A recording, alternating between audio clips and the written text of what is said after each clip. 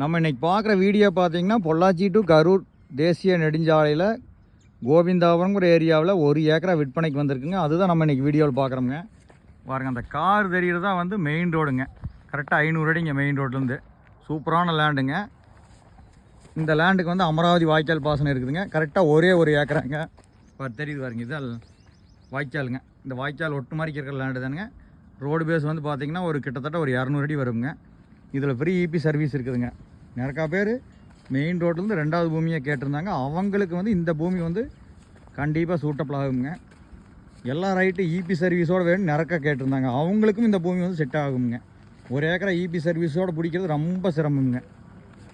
Free EB சர்வீஸோட 1 ஏக்கரா வந்திருக்குதுங்க. Super பூமிங்க. Amaravathi பாசனத்துலேயே விற்பனைக்கு வந்திருக்குதுங்க.